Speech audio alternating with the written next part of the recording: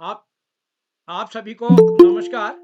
मैं बाल प्रहरी और बाल साहित्य संस्थान अल्मोड़ा उत्तराखंड की ओर से आप सभी का स्वागत करता हूं, हार्दिक अभिनंदन करता हूं आज के अपने 890वां ऑनलाइन कार्यक्रम में। और जैसा कि हम सबके संज्ञान में है, आज अभिव्यक्ति कार्यशाला बहुत दिन के बाद हम कर रहे हैं।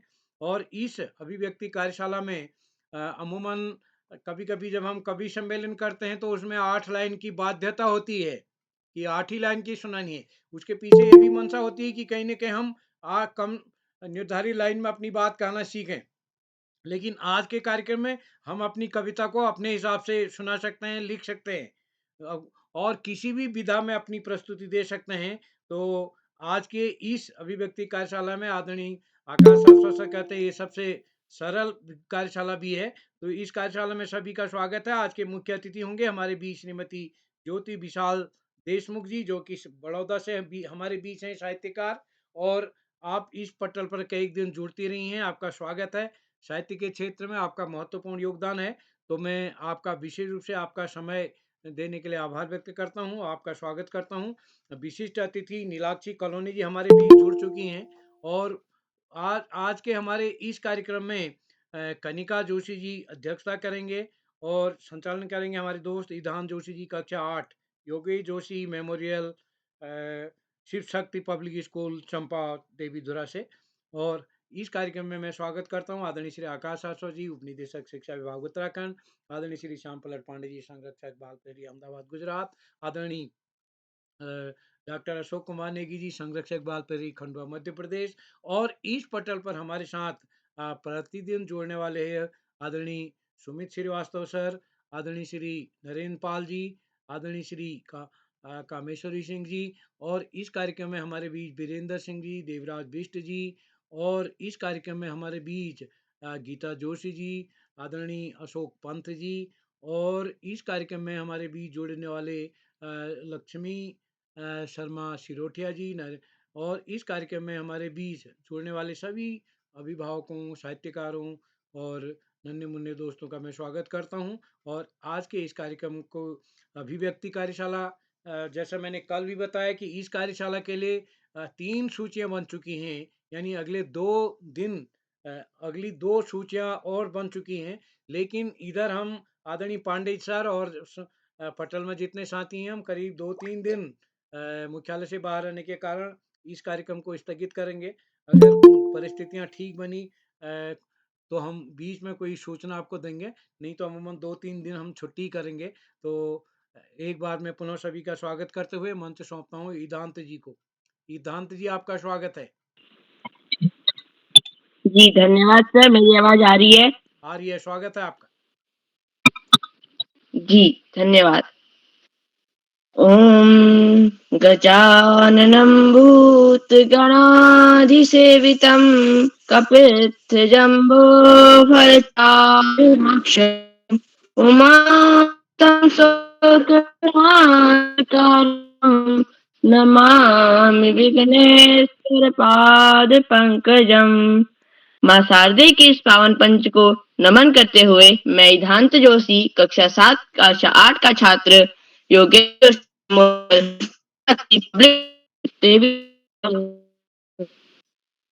आप सब अपना बाल प्रहरी की 890वीं कार्यशाला, जो कि अभिव्यक्ति कार्यशाला है, इसमें मैं आप सबकी भी संचालन करने जा रहा हूँ। सबसे पहले मैं आपको अपना परिचय दे देता हूँ। मेरा नाम ईधांत जोशी है। मैं कक्षा 8 का छात्र हूँ। मेरे विद्यालय का नाम Yogesh Joshi memorial junior high school Devidhura Chambak Uttarakhand है। मेरी माताजी का नाम श्रीमती गीता जोशी है व मेरे पिताजी का नाम श्री ब्रिजमोहन जोशी है। मैं आज की इस कार्यशाला की मुख्य अतिथि श्रीमती ज्योति विशाल देशमुख जी, साहित्यकार, बड़ौदा गुजरात से आपका हार्दिक स्वागत एवं अभिनंदन करता हूँ।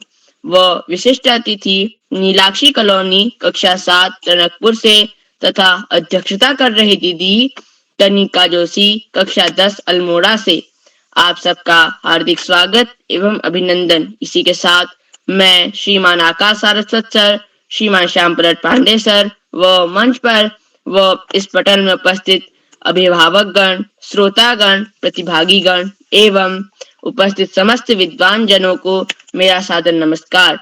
आप सबका मैं ईथान जोशी हार्दिक स्वागत एवं अभिनंदन करता हूँ। अब मैं आप सबको बताने जा रहा हूँ मैं बाल प्रहरी से कैसे जुड़ा।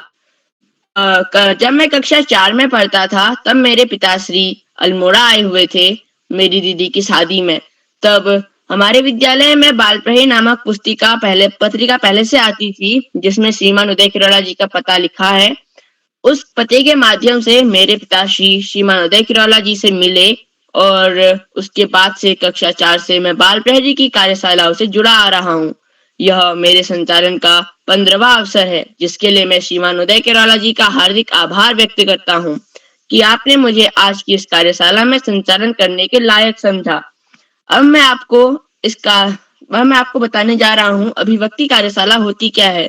अभिव्यक्ति कार्यशाला में हमें अपने मन के जो भी हमें करना है जैसे कविता वाचन, त्वरित भाषण व वाद विवाद जैसे कई टॉपिक, जो पत्र लेखन जैसे कई टॉपिक हम जो करना चाहते हैं उन्हें हम बिना किसी रोक टोक के कर सकते हैं। और इसकी आज की यही अभिव्यक्ति कार्यशाला में आपका जो मन हो आप वो कर सकते हैं। अब इसी के साथ मैं आज के विशिष्ट अतिथि नीलाक्षी कलोनी कक्षा 7 टनकपुर से बहन नीलाक्षी अब हमारे बीच उपस्थित हैं। जी भैया मैं उपस्थित हूँ। जी आपका हार्दिक स्वागत है। सबसे पहले ज्ञानी और सरस्वती को मेरा सादर प्रणाम। मेरा नाम नीलाक्षी कलोनी है, मैं कक्षा 7 की छात्रा हूँ। मेरे विद्यालय का नाम जैन पब्लिक स्कूल टनकपुर जिला चंपावत है। तो जैसे कि आप सब जानते हैं आज अभिव्यक्ति कार्यशाला है एवं कार्यशाला के मुख्य अतिथि श्रीमती ज्योति विशाल देशमुख मैम, साहित्यकार बड़ौदा गुजरात से। मैम आपको मेरा सादर प्रणाम एवं कार्यक्रम की अध्यक्षता करती हुई मेरी बड़ी दीदी कनिका जोशी कक्षा 10 अल्मोड़ा से एवं कार्यक्रम का सुंदर संचालन कर रहे हैं मेरे बड़े भैया सिद्धांत जोशी कक्षा 8 देवीधुरा चंपावत से। तो जैसे कि आप सब जानते हैं आज अभिव्यक्ति कार्यशाला है, तो मैं सबसे पहले आदरणीय उदय किरोड़ा सर का बहुत बहुत आभार व्यक्त करती हूँ कि उन्होंने आज मुझे 21वीं बार विशिष्ट अतिथि बनने का मौका दिया। सर आपका बहुत बहुत आभार। एवं हम सभी के साथ रोज जुड़ने वाले आदरणीय श्री आकाश सारस्वत सर, उप निदेशक शिक्षा विभाग उत्तराखंड से। सर आपको मेरा सादर प्रणाम। आदरणीय श्री श्याम प्रसाद पांडे सर, संरक्षक बाल प्रहरी अहमदाबाद गुजरात से। सर आपको भी मेरा सादर प्रणाम। आप हम बच्चों को का मार्गदर्शन करते हैं एवं हम बच्चों को अच्छी अच्छी बातें बताते हैं। सर आपका बहुत बहुत आभार। एवं चेक बॉक्स के माध्यम से हम सभी बच्चों का मनोबल बढ़ाने वाले आदरणीय डॉक्टर अशोक कुमार नेगी सर, संरक्षक बाल प्रहरी खंडवा मध्य प्रदेश से। सर आपको भी मेरा सादर प्रणाम। तो मैं आपको बताती हूँ कि अभिव्यक्ति कार्यशाला होती क्या है। अभिव्यक्ति कार्यशाला में हम अपने मन की, हमें जो भी मन करता है हम उस विधा पर अपनी प्रस्तुति दे सकते हैं, जैसे नृत्य, देशभक्ति गीत, संस्कृत श्लोक, हारमोनियम वादन आदि चीजों में हम अपनी प्रस्तुति दे सकते हैं।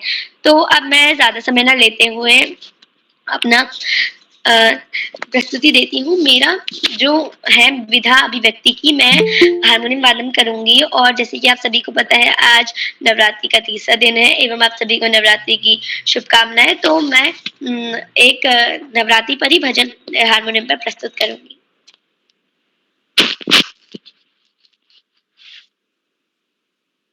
तू ही दुर्गा तू ही काली, महिमा तेरी अपार, हे जग जननी हे महाकाली, मैं आई तेरे द्वार।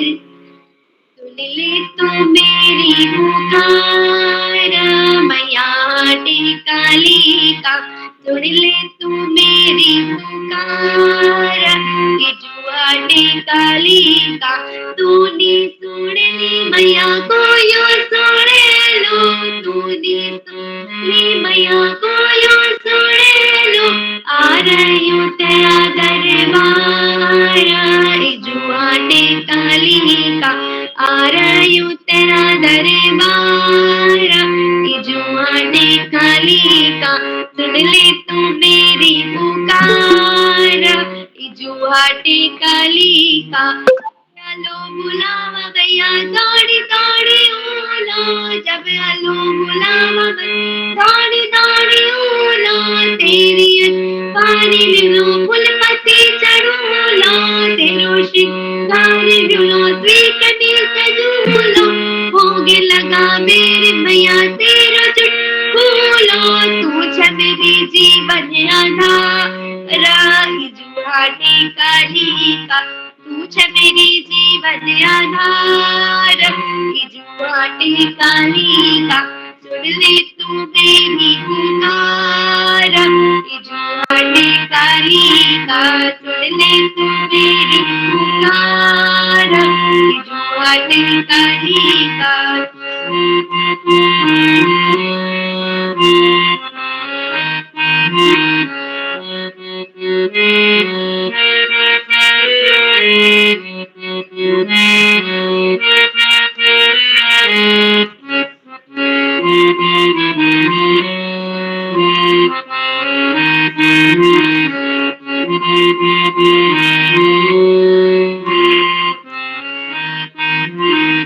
पहाड़ों में जा रुचि तू गंगुली हाटा जब तेरा नंदी नाला खोल दी कपाटा जय जय जय जय माँ पहाड़ों में जा रुचि तू गंगुली हाटा जब तेरा नंदी नाला खोल दी पाटा भिटौली में जा मेरी धरी मेरी आदा आ जाए मेरी जा जब लगू लोटाटा सराई लगी रे दिन राता जुहाटे काली का तेरी लड़ाई लगी रे दिन राता जुहाटे काली का सुन ले तू मेरी पुकार जुहाटे काली का तू दी सुने मैया को यू सुने लो तू दी सुने मैया को यू सुने लो आ रही हूँ तेरा दरबार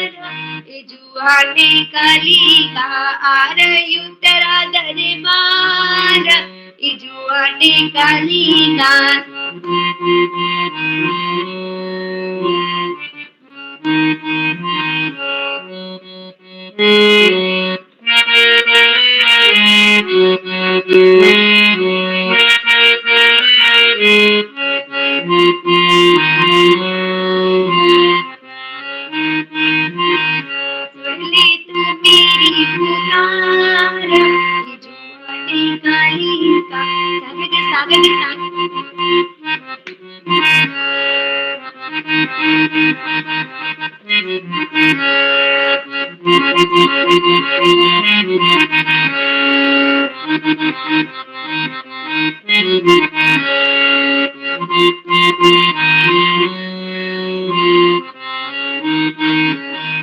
देश के सैनिकों की करे छत्र छाया देश के सैनिकों की करे छत्र छाया परदिस नंदी नाला रखा रगे माया परदिस नंदी नमे लगा रगे माया कौन गुलाल मेरो धरी दी जाना जब बुलवाई रखा लगा रखे गाना बचा रख मेरो सुहागा जुहाटे काली का बचा रखे मेरो सुहागा जुहाटे काली का ले तू मेरी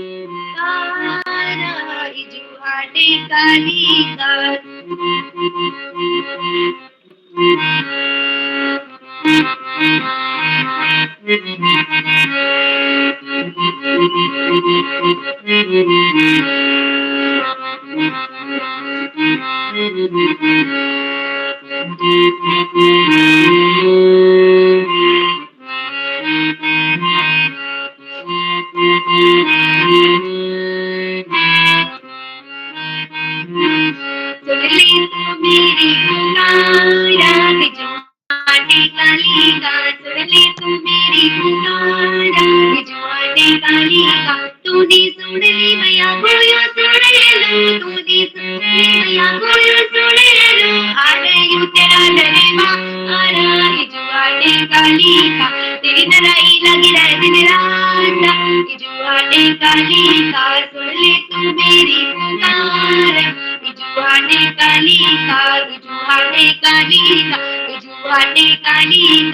जुहाटे काली का धन्यवाद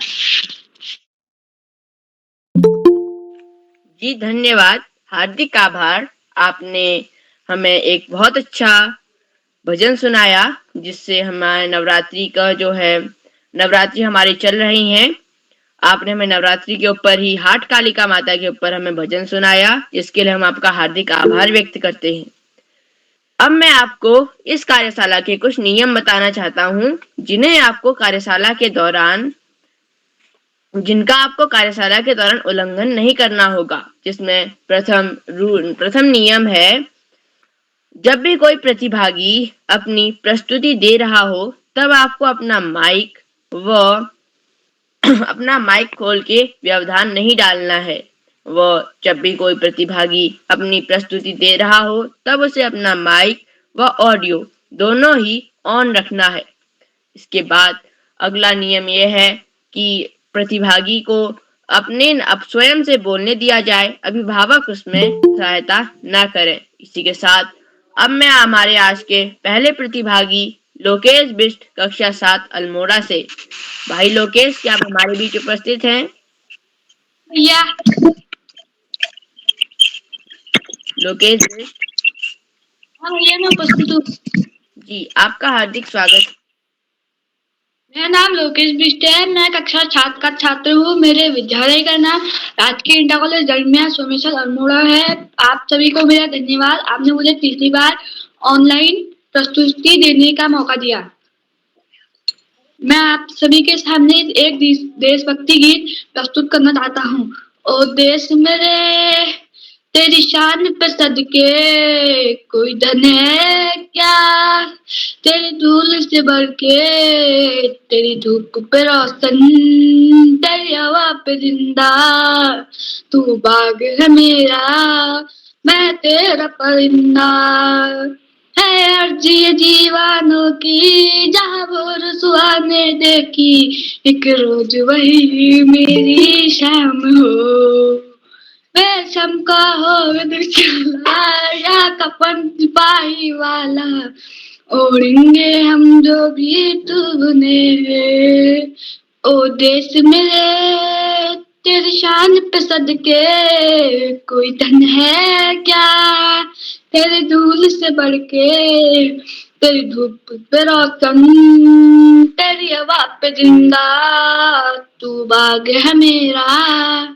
मैं तेरा परिंदा, आतल तेरा रहमा ओ रंग बिरंगा, ऊंचा आसमां से ओ तेरा तिरंगा, जीने की इजाजत दे दे या हुक्म सुहाजत दे दे, मंजूर हमें जो भी तू चुने, रेशम का मधुशाला या कपन सिपाही वाला, ओढ़ेंगे हम जो भी तू बुने, ओ देश मेरे तेरी शान पे सदके कोई धन है क्या, तेरी धूल से बढ़ के तेरी धूप से रोशन, तेरी हवा पे जिंदा, तू बाग है मेरा मैं तेरा परिंदा। जय हिंद। धन्यवाद।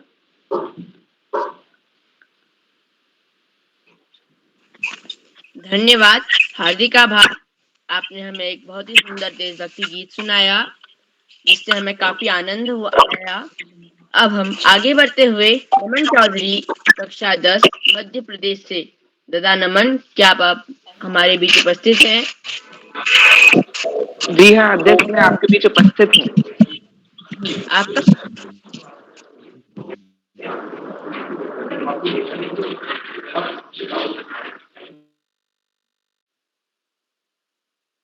आपका माइक लॉक है, माइक ओपन करिए।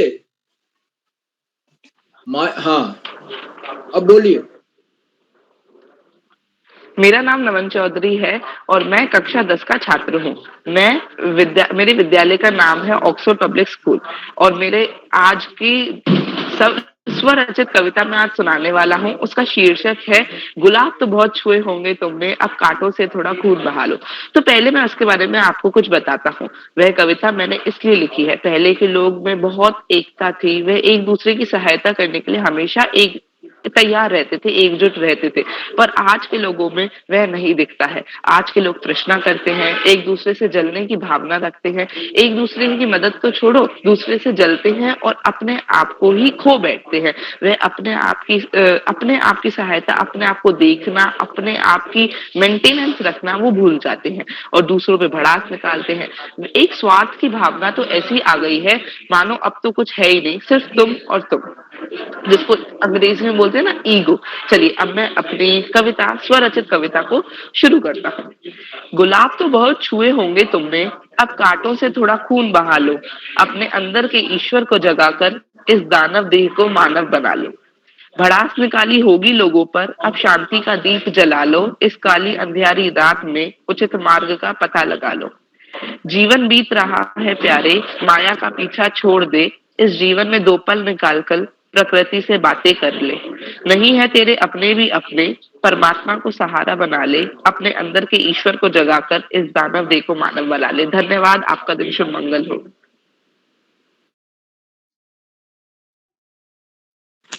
जी धन्यवाद दादा। आपने हमें गुलाब तो आपने बहुत छुए होंगे, कांटों से भी जरा खून बहा लो स्वरचित कविता सुनाई, जिसमें आपने हमें गुलाब के जो फूल है और जो उसकी कलियों में जो कांटे होते हैं, उसका जो तना होता है, उसके बारे में बताया। अब मैं आगे बढ़ते हुए स्नेहा सेमवाल कक्षा 9 रुद्रप्रयाग से। स्नेहा दीदी, क्या आप हमारे बीच उपस्थित हैं? जी भाई, मैं उपस्थित हूँ। जी, आपका हार्दिक स्वागत है। मेरा नाम स्नेहा सेमवाल है। मैं कक्षा 9 की छात्रा हूँ। मेरे विद्यालय का नाम आभा देवी सरस्वती शिशु विद्या मंदिर सुमाड़ी रुद्रप्रयाग है। मेरी कविता का नाम झांसी की रानी है। सिंहासन हिल उठे, राजवंशों ने भ्रिकुटी तानी थी, बूढ़े भारत में भी आई फिर से नई जवानी थी। गुमी हुई आजादी की कीमत सबने पहचानी थी, दूर फिरंगी को करने की सबने मन में ठानी थी। चमक उठी सन 57 में वह तलवार पुरानी थी, बुंदेले हर बोलो के मुंह हमने सुनी कहानी थी। खूब लड़ी मर्दानी वह तो झांसी वाली रानी थी, कानपुर के नाना के मुंह बोली बहन छबीली थी। लक्ष्मीबाई नाम पिता की यह संतान अकेली थी, नाना के संग पढ़ती थी यह, नाना के संग खेली थी। बरछी ढाल कृपाल कटारी उसकी यही सहेली थी। वीर शिवाजी की गाथाएं उसको याद जवानी थी, बुंदेले हर बोलो के मुंह हमने सुनी कहानी थी। खूब लड़ी मर्दानी वह तो झांसी वाली रानी थी। धन्यवाद।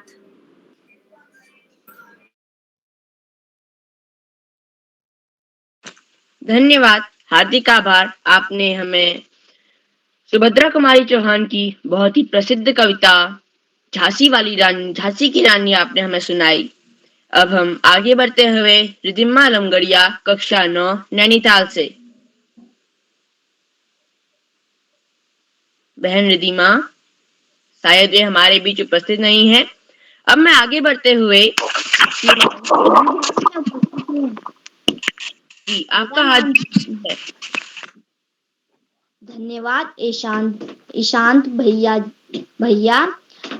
आज बाल प्रहरी के 890 व ऑनलाइन कार्यक्रम के मुख्य अतिथि व विशिष्ट अतिथि और अध्यक्ष और बहुत सुंदर संचालन कर रहे मेरे बड़े भाई ईशांत जोशी कक्षा 8, Yogesh Joshi memorial Shiv Shakti public school देवधुरा Champawat, जो कि हमारे माबाराही धाम देवधुरा चंपावत से हैं, और हमारे बाल प्रहरी के प्रातः वंदनीय श्रीमान उदय किरौला जी और गणमान्य लोगों को मैं रिदिमा लमगड़िया कक्षा 7 राजकीय इंटर कॉलेज वाड़ी कटना नैनीताल से आप सभी लोगों को नमन करने के साथ साथ अपनी एक स्वरचित कविता प्रस्तुत कर रही हूँ, जो कि गर्मी के विषय पर है और इस प्रकार है।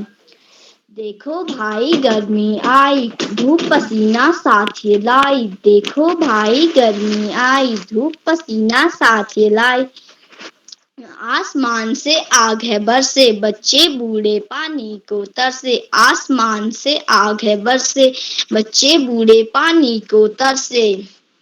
कैसी भयंकर गर्मी आई, कैसी भयंकर गर्मी आई। इस गर्मी ने खूब सताया, इस गर्मी ने खूब सताया, कोई बच के जा ना पाया। इस गर्मी ने खूब सताया, कोई बच के जा ना पाया। देखो भाई गर्मी आई, धूप पसीना साथ लाई। देखो भाई गर्मी आई, धूप पसीना साथ लाई। धन्यवाद। शुभ रात्रि।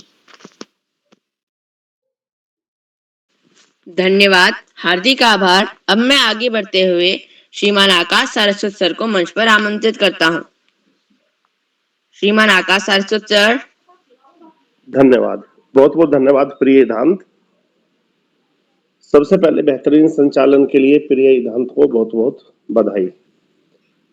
बाल प्रहरी के इस 900वें पड़ाव की तरफ बढ़ती हुई कार्यशाला में, जो कि अभिव्यक्ति कार्यशाला है, कार्यशाला के मुख्य अतिथि के रूप में श्रीमती ज्योति जी, विशिष्ट अतिथि के रूप में नीलाक्षी, कनिका और संचालन कर रहे प्रिय इधांत। इस कार्यक्रम के कर्ता धर्ता रीढ़ की हड्डी अनाथ प्रकरण योगी श्री उदय किरोला जी, परम सम्मानित श्री श्याम पलट पांडे जी, अशोक जी, सुमित जी, उमेश, गंगा, नीलम, किरण सहित समस्त विद्वान शिक्षकगण, विदुषी शिक्षिकाएं, अतिथिगण, अभिभावकगण, साहित्यकारगण, अन्य सुधीजन एवं प्यारे बच्चों। अभिव्यक्ति अर्थात जो भी हम व्यक्त करना चाहते हैं अपनी इच्छा अनुसार, सबसे बेहतरीन और सरल कार्यशालाओं में से बच्चों की इच्छा के मुताबिक कार्यशाला होती है और निश्चित रूप से बच्चे अपनी अपनी इसमें प्रस्तुति देते हैं। बाल प्रहरी की कार्यशालाएं बहुत ही शानदार कार्यशालाएं हैं। निश्चित रूप से बच्चों में व्यक्तित्व विकास का एक बहुत बड़ा साधन बनती चली जा रही है। प्यारे बच्चों, पढ़ाई को विकल्प नहीं, सफलता का कोई शॉर्टकट नहीं। जीवन में आगे बढ़ना है तो ज्यादा से ज्यादा पढ़ना है। जो बच्चे माता पिता गुरुजनों का आशीर्वाद लेते हुए, बड़ों का आशीर्वाद लेते हुए, साथियों को सहयोग देते हुए, छोटों को प्रेम करते हुए, नियमित व सतत अध्ययन करते हुए उनका भावी जीवन सुखमय हो जाता है। जो बच्चे ऐसा नहीं कर पाते उन्हें बहुत सारी दिक्कतों का सामना करना। प्यारे बच्चों, घर का खाना खाना चाहिए, बाहर के खाने से बचाव करना बहुत जरूरी है। व्यसन मुक्त जीवन आगे बढ़ने के लिए बहुत अच्छा माध्यम है। इस महत्वपूर्ण अवसर पर सभी का आभार प्रकट करते हुए, बच्चों को शुभाशीष देते हुए, इस आशा विश्वास के साथ कि सभी बच्चे आगे बढ़ेंगे, अपना, अपने परिवार का, अपने समाज का, अपने समुदाय का और देश का नाम रोशन करते हुए भारत को एक सशक्त राष्ट्र बनाने में महत्वपूर्ण भूमिका का निर्वहन करेंगे। अंत में कवि की दो पंक्तियों के साथ मैं अपनी वाणी को विराम दूंगा। जो भरा नहीं है भावों से, बहती जिसमें रसधार नहीं, वह हृदय नहीं में पत्थर है जिसमें स्वदेश का प्रेम नहीं। धन्यवाद। जय हिंद, जय भारत। धन्यवाद सर, हार्दिक आभार। आपने हमें कई सारी प्रेरणादायक बातें बताई। अब मैं आगे बढ़ते हुए भारत के राज्य राजस्थान से कक्षा 2 की छात्रा दूर्वा शर्मा को मंच पर आमंत्रित करता हूँ।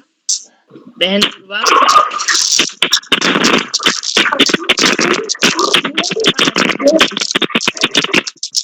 हाँ, मैं उपस्थित हूँ।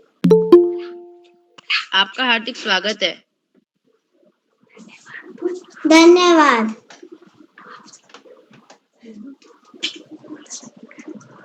मंच पर उपस्थित सभी आदरणीय जनों को मेरा सादर प्रणाम। मेरा नाम दूर्वा शर्मा है। मैं कक्षा 2 में पढ़ती हूँ। मेरे विद्यालय का नाम कैनवास इंटरनेशनल स्कूल है।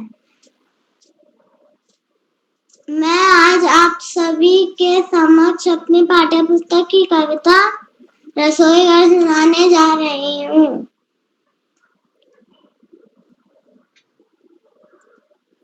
आज रसोई घर की खिड़की मुन्ना मुन्नी खोल रहे हैं। अंदर देखा चकला बेलन चाकू छन्नी बोल रहे हैं।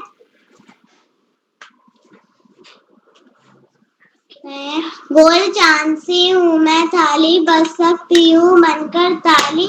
मुझमें रोटी सब्जी डाली और सभी ने झटपट खा ली। मैं चाकू सब्जी फल काटूं, टुकड़ा टुकड़ा सबको बांटूं। गाजर मूली प्याज टमाटर चीलो काटो रखो सजाकर। धन्यवाद।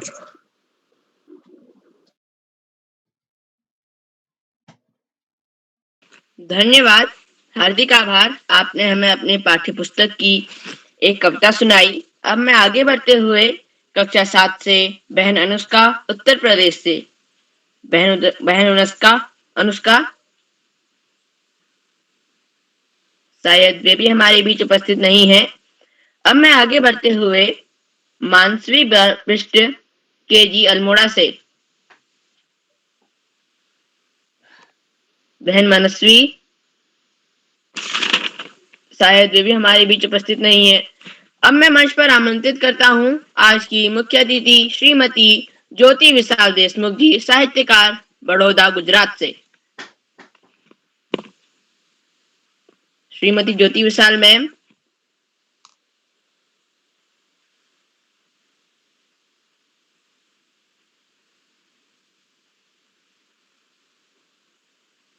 श्रीमती ज्योति विशाल मैम।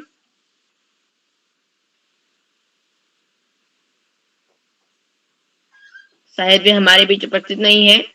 आगे बढ़ते हुए मैं श्री करसन पांडे, श्री करसन, कक्षा 8, उत्तर प्रदेश से।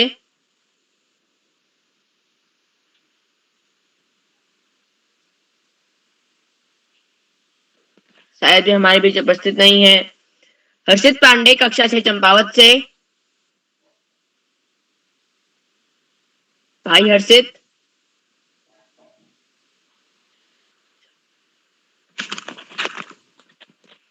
भाई हर्षित। हेलो भाई, मैं उपस्थित हूँ। जी आपका नाम? हेलो भाई। जी आपका नाम? मेरा नाम इमरान नेटवर्क।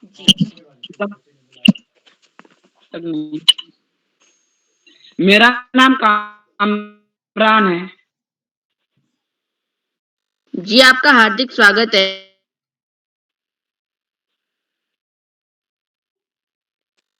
हेलो, मेरी आवाज आ रही है? आवाज आ रही है, आप प्रस्तुत दीजिए अपनी। आवाज आ रही है आपकी, बोलिए आदरणीय, बोलो बोलो बेटा।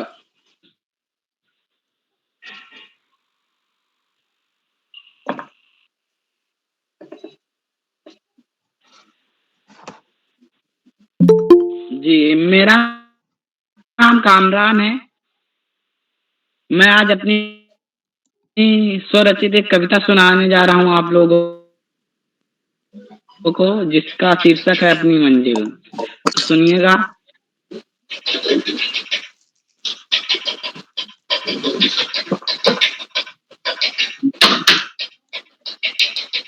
तो सब सुनिएगा कि देखो ना, कभी सोच के देख,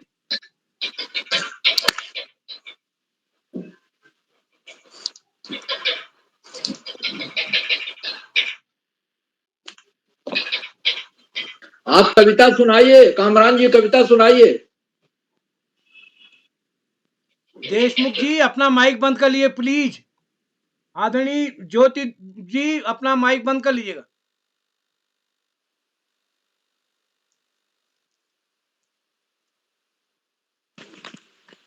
शायद वे हमारे बीच किन्हीं कारणों से उपस्थित नहीं हो पाए हैं। अब मैं आगे बढ़ते हुए श्रीमती ज्योति विशाल देशमुख जी, साहित्यकार, बड़ौदा, गुजरात से। मैम आपका हार्दिक स्वागत है। जी नमस्कार। आप सभी लोगों को चैत्र नववर्ष की शुभकामनाएं। और आप लोग बच्चे जो भी प्रस्तुति देते हैं बहुत सुंदर देते हैं, मुझे बहुत अच्छा लगता है। और मैं ये कहना चाहूंगी कि आप लोग किताबें जरूर पढ़ें, उनसे हमें अच्छा ज्ञान मिलता है। तो मैं अपने एक स्कूल टाइम की एक लोकगीत प्रस्तुत करना चाहूंगी, क्या इजाजत है? आवाज आ रही है? मैडम आ रही आवाज, आप बोलिए। आप जो भी सुनाना है सुनाइए। जी जी सर। तो मैं आज अपना स्कूल का एक लोकगीत है जिसमें मैंने स्कूल में पार्टिसिपेट किया था, उस टाइम का है। तो मैं आपके साथ आप सभी लोगों के समक्ष प्रस्तुत करना चाहती हूँ। अलल बेलवा हो दगाबाज हो, अलल बेलवा हो दगाबाज हो, अलल बेलवा हो दगाबाज हो, अलल बेलवा हो दगाबाज द्वार पर आए नित पील पीले फुलवा, द्वार पर आए नित पील पीले फुलवा, देख देख हमको लुभाए, हैया हो हैया हो हैया हो, हैया हो हैया हो हैया हो, अलल बेलवा हो दगा बाजुआ हो, अलल बेलवा हो दगा बाजुआ हो, द्वार पर छाए नित काले काले बदरा, द्वार पर छाए नित काले काले बदरा, देख देख हमको डराए, हैया हो हैया हो हैया हो, अलल बेलवा हो दगा बाजवा हो, अलल बेलवा हो दगा बाजवा हो, द्वार पर आए नित हमरे सजनवा, द्वार पर आए नित हमरे सजनवा, देख देख हमको बुलाए, देख देख हमको बुलाए, हैया हो हैया हो हैया हो, अलल बेलवा हो दगा बाजवा हो, अलल बेलवा हो दगा बाजवा हो। धन्यवाद।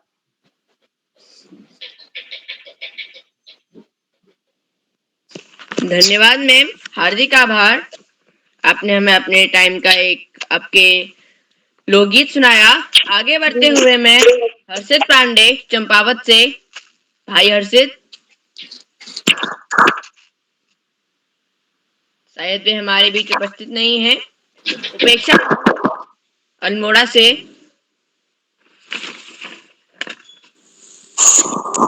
जी हाँ भैया, मैं उपस्थित हूँ।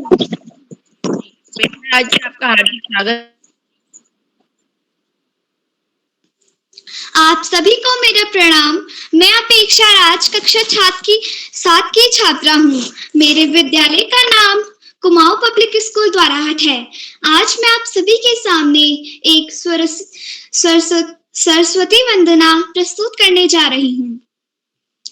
हे शारदी माँ, हे शारदी माँ, हे शारदी माँ, हे शारदी माँ, अज्ञानता से हमें तार दे माँ, अज्ञानता से हमें तार दे माँ, तू स्वर की देवी, ये संगीत तुझसे, तू स्वर की देवी, ये संगीत तुझसे, हर शब्द तेरा है, हर गीत तुझसे, हर शब्द तेरा है, हर गीत तुझसे, मन से हमारे मिटा दो अंधेरा, मन से हमारे मिटा दो अंधेरा, हमको उजाले का हमको उजालों का संसार दे माँ, हमको उजालों का संसार दे माँ, हे शारदे माँ, हे शारदे माँ, अज्ञानता से हमें तार दे माँ, अज्ञानता से हमें तार दे माँ, तू श्वेत वाणी कमल पे विराजे, तू श्वेत वाणी कमल पे विराजे, हाथों में वीणा मुकुट सर पे साजे, हाथों में वीणा मुकुट सर पे साजे, हम हैं अकेले, हम हैं अधूरे, हम हैं अकेले, हम हैं अधूरे, तेरी शरण में हमें प्यार दे माँ, तेरी शरण में हमें प्यार दे माँ, हे शारदे माँ, हे शारदे माँ, अज्ञानता से हमें तार दे माँ, हे शारदे माँ, हे शारदे माँ। मुनियों ने समझी, मुनियों ने जानी, मुनियों ने समझी, मुनियों ने जानी। वेदों की भाषा, पुराणों की वाणी, वेदों की भाषा, पुराणों की वाणी। हम भी तो समझे, हम भी तो जाने, हम भी तो समझे, हम भी तो जाने। विद्या का हमको अधिकार दे माँ, विद्या का हमको अधिकार दे माँ।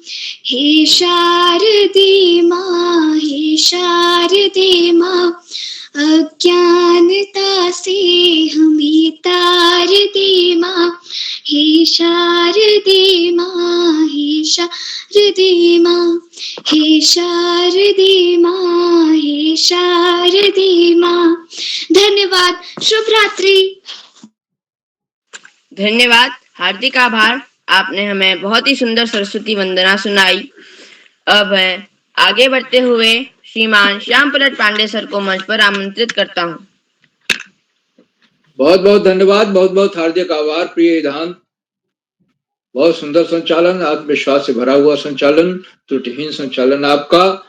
और आपने जैसा बताया आपका ये 15वां संचालन है और आपके हर संचालन में एक नया निखार आता जा रहा है। मैं आपको सुंदर संचालन के लिए, आत्मविश्वास से भरे संचालन के लिए, त्रुटिहीन संचालन के लिए बहुत बहुत हार्दिक बधाई देता हूं। अपनी बात आगे बढ़ाने के पहले मैं आपसे अनुरोध करूंगा कि आप भी मंच पर आए और अपनी मन पसंद विधा में अपनी प्रस्तुति हमारे सामने दें। ईधान जी। हार्दिक धन्यवाद सर। मेरा नाम ईधांत जोशी है। मैं कक्षा 7 का छात्र हूँ। मेरे विद्यालय का नाम Yogesh Joshi memorial junior high school Tibet Chamba Uttarakhand है। मैं आज आप सबके बीच आज की इस अभिव्यक्ति कार्यशाला में कहानी वाचन करने जा रहा हूँ। मेरी जो कहानी है उसका नाम है नीलकंठ। यह कहानी महादेवी वर्मा जी द्वारा रचित है। यह एक रेखा चित्र है। यह कक्षा 7 की हिंदी वसंत भाग 2 के भाग 2 में है। यह मेरी एक मनपसंद कहानी है। इस कहानी में महादेवी वर्मा ने एक सुंदर रेखा चित्रण किया है जिसमें महादेवी वर्मा जी नीलकंठ नामक एक जब पाठ लिखती हैं तो उसमें उन्होंने बताया है कि जब वो एक बार अपने मेहमान को छोड़ने के लिए स्टेशन गई हुई थी तब वो रास्ते में एक पक्षियों वाली दुकान में रुकी। उस पक्षियों वाली दुकान के जो ओनर है वो ओनर यानी कि जो मालिक है वहां का, वो मालिक ऐसा बोलता था कि वो बोलते ही रहता था। जहां पे उसको टोक दिया जाए उसको वहीं पे वो रुक जाता था। महादेवी वर्मा जी इस बात से परिचित थी, इसलिए उन्होंने उनको बीच में ही रोका और पूछा कि आपके पास कोई नए पक्षी हैं? तो उन्होंने उनको बताया कि एक चिड़ीमार एक मोर का जोड़ा लेके आया है। उन्होंने उनको यह भी बताया कि मोर के पंजों से दवाइयां बनती हैं, तो ऐसे ही लोग इन्हें खरीदने के लिए आए थे। और तब मैंने उनसे बोल दिया गुरुजी ने मंगवाए हैं। तब महादेवी वर्मा जी लिखती हैं कि मैंने उन दोनों मोर के पक्षियों को खरीद लिया। जब मैं उनको घर लाई तो मेरे घर वालों ने मेरे से कहा तुम्हें मोर के नाम पर ठग दिया गया है और ये तो तीतर है। क्योंकि तीतर और मोर एक समान प्रतीत होते हैं, बस जब वो छोटे होते हैं तब उनके घर वालों ने ऐसा कहा कि ये तो तीतर है, तुम्हें ठग दिया गया है। उसके बाद महादेवी वर्मा जी ने उनकी जो है देखभाल उसमें और ज्यादा ध्यान दिया और उनको और ज्यादा अच्छे से पालने लगी कि ये तीतर हैं तो ये तीतर ही सही, इन्हीं को पाल लूंगी। तो जब 1 महीने तक उन्होंने उसको अपने ही कमरे में रखा, पढ़ाई वाले कमरे में, और लेकिन जब आगे को बढ़ते गए, जब बच्चे बड़े हुए, 1 महीने बाद उनका कमरा बिल्कुल अस्त व्यस्त हो गया। तब उन्होंने उन बच्चों को ले जा करके अपने बड़े चिड़ियाघर में डाल दिया, जो उनके जीव जंतुओं का सामान्य घर था। उसमें उनने महादेवी वर्मा जी ने कई जीव जंतु पाले थे, जिनका वो एक सामान्य निवास था। उस घर में महादेवी वर्मा जी ने जब मोर के दोनों बच्चों को डाला, तो वहां के सभी तोता, कबूतर और खरगोश, अन्य पक्षी सब उनको घेर कर बैठ गए और सभ्य मंत्रियों के जैसे उनको देखने लगे। इसके बाद धीरे धीरे दोनों मोर के बच्चे बड़े होते गए। मोर का नाम नीलकंठ पड़ा गया, वो मोरनी का नाम राधा पड़ा गया। क्योंकि मोरनी का नाम राधा इसलिए पड़ा गया क्योंकि वह नीलकंठ की छाया बने उसके चारों ओर घूमती रहती थी। जब दोनों मोर के बच्चे बड़े हुए तब पता नहीं, तब महादेवी वर्मा जी लिखती हैं, पता नहीं कब नीलकंठ ने अपने आप को अपने उस चिड़ियाघर का नेता को सेनापति घोषित कर दिया। जब भी सुबह वह महादेवी वर्मा जी दाना डालती थी, दाना डालने वाली जगह नीलकंठ सभी पक्षियों की सेना को एकत्रित कर उस जगह को ले जाया करता था। और तब महादेवी वर्मा जी अपने दोनों मोर के प्रति बहुत ही ज्यादा प्रेम करती थी। एक दिन पता नहीं कैसे उस चिड़ियाघर में एक सांप घुस आया, जिसे देखकर सभी जीव जंतु इधर उधर भागने लगे। जब सभी जीव जंतु इधर उधर भागने लगे, तब एक खरगोश का बच्चा सांप की पकड़ में आ गया। जब खरगोश का बच्चा सांप की पकड़ में आया, तो उसके मुख से इतना मंद स्वर निकल रहा था कि उसकी व्यथा सुन पाना बहुत कठिन था। लेकिन पास ही के अपने झूले पर सो रहे नीलकंठ ने उस खरगोश के बच्चे की व्यथा को तुरंत ही समझा और अपने पंख फैलाकर तुरंत नीचे आ गया।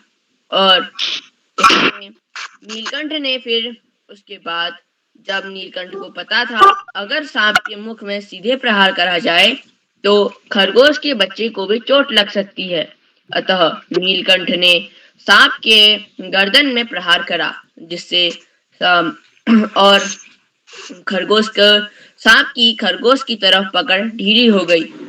खरगोश की तरफ पकड़ ढीली होने पर सांप ने खरगोश को छोड़ दिया।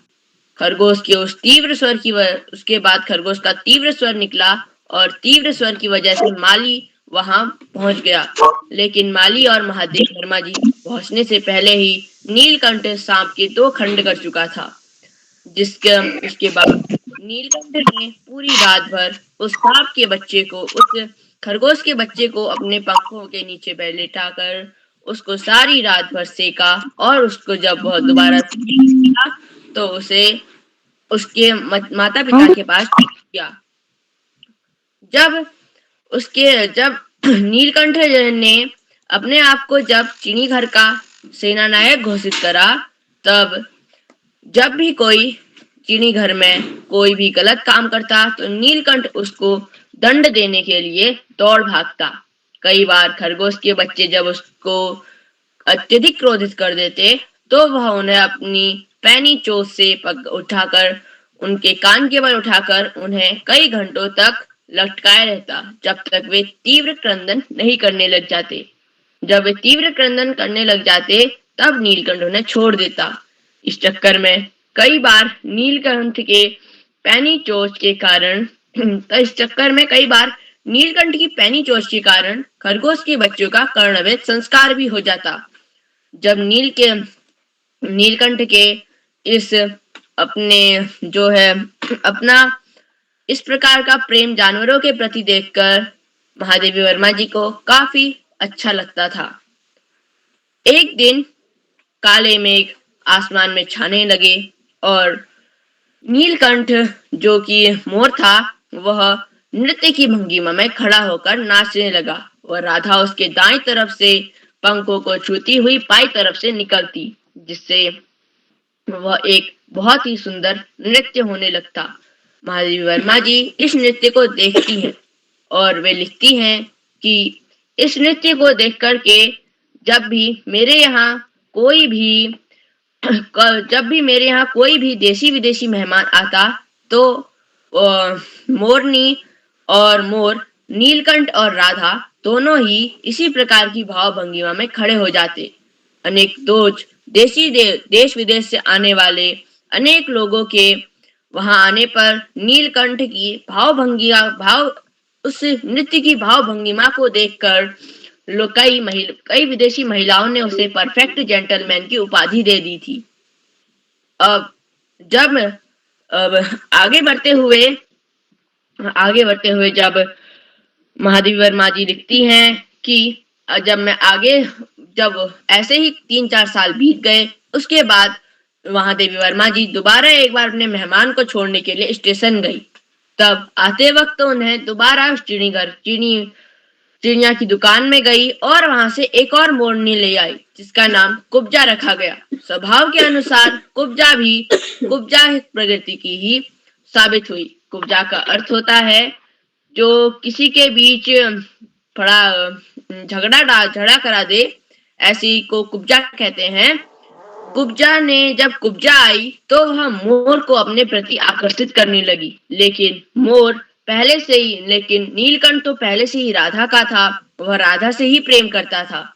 इसलिए नीलकंठ कुब्जा को देखकर दौड़ता और कुब्जा राधा को मारने के लिए दौड़ती। एक बार जब राधा ने अपने अंडे दिए तो कुब्जा ने उसके अंडे भी फोड़ दिए और उसको जमीन में गिराकर मार दिया, जिससे नीलकंठ काफी दुखी रहने लगा। वह 5-6 बार वहां से भाग गया। 5-6 बार वह अपने वहां चिड़ीघर से भाग गया। तब उसको कई बार उठा लाया गया और कुब्जा की वजह से नीलकंठ काफी बार भाग जाता था। उसे ऐसा लगने लगा कि मेरी वजह से राधा को कष्ट पहुंच रहा है, इसलिए वह उनसे दूर रहने लगा। इस वजह से एक बार नीलकंठ 5-6 महीने तक का ना अपनी सेना लेके वहां आता था, या फिर कोई भी हमारा जो विदेश से या देश से उनसे महादेवी वर्मा जी से मिलने कोई भी मेहमान आता तो वह नृत्य की भाव भंगिमा में खड़ा नहीं होता था। नीलकंठ की महादेवी वर्मा जी ऐसा भी लिखती हैं, नीलकंठ की पैनी चोंच जिससे उसने सांप के तो खंड कर डाले, वह मेरे हथेली से इतने हौले हौले चने उठा के खाता था कि मुझे कई बार हंसी आ जाती थी। महादेवी वर्मा जी इसी कहानी में आगे को लिखती हैं कि जब कुब्जा आई उसके बाद नीलकंठ अपनी हर एक चीज को भूल गया और वह राधा से भी दूर रहने लगा और कुब्जा से भी दूर रहने लगा। वह कुब्जा को उसने कभी पसंद नहीं करा। एक बार 1 महीने के बाद जब महादेवी वर्मा जी प्रातः उठती हैं तो नीलकंठ को अपने कमरे के बाहर वे नृत्य की भाव भंगिमा में खड़ा हुआ देखती हैं। महादेवी वर्मा जी उठकर उसके सर में हाथ फेरती हैं, लेकिन नीलकंठ ने के कोई उत्तर न देने पर महादेवी वर्मा जी को शक होता है। तब महादेवी वर्मा जी नीलकंठ को दोबारा मुसारती हैं। तब पता चलता है कि नीलकंठ अब इस दुनिया में नहीं रहा। इसके दुख से जब राधा को यह बात पता चलती है तो वह रोज राह निहारती है कि अब आ जाएगी, अब मेरा नीलकंठ आ जाएगा। तब अब आगे बढ़ते हुए अब महादेवी वर्मा जी लिखती हैं, जब मैंने नीलकंठ को नदी के संगम में प्रवाहित करा तब वह नदी में एक लंबा सा मोर पंख दिखता है। ऐसा लगता है कि मानो गंगा में एक मोर का छायाचित्र बन रहा हो। इसी के साथ जब कभी भी चिड़ीघर का दरवाजा खुलता तो कुब्जा नीलकंठ को ढूंढने के लिए बाहर भाग जाती। उसे ऐसा लगता नीलकंठ कई बार बाहर भागा है, वह दोबारा घर आ जाएगा, लेकिन नीलकंठ तो अब कभी घर नहीं आता क्योंकि वह मर चुका था। जो कुब्जा थी, एक दिन वह ऐसी अशोक के पेड़ के ऊपर चढ़कर नीलकंठ को आवाज लगाने लगी।